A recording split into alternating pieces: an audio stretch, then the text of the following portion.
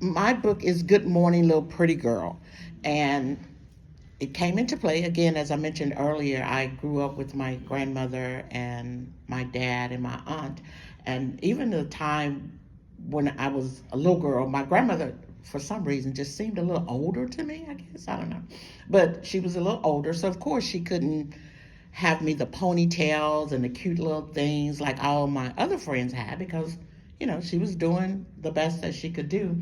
So of course at that time I'm 5, 6 years old and going to school, getting on the bus, and I would feel so ugly.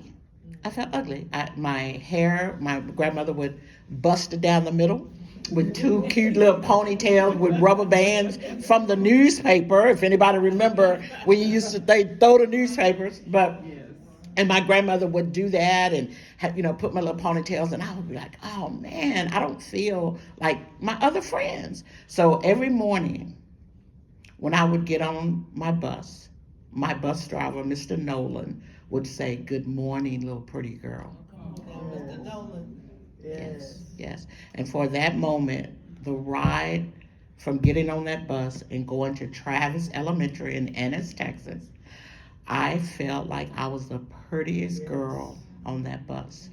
So when the speaker talked about pouring in words, I always go back to Mr. Nolan and just saying, and I eventually started to believe him. Come on now. Right. Yeah. Right. So I would do that from the bus to the school, and then I would get to the school and see my other friends and be like, no, I'm not that pretty. But the next day, when I get on that bus, Mr. Nolan would say, good morning, little pretty girl. And I would just be like, good morning, Mr. Nolan. Yeah. So that's how Mr. Nolan created this monster. Yeah. Yes. Thank God for Mr. Yes, Thank yes, God for yes. Mr. Nolan. Yes. So that's how. Okay, we're gonna change up questions a little.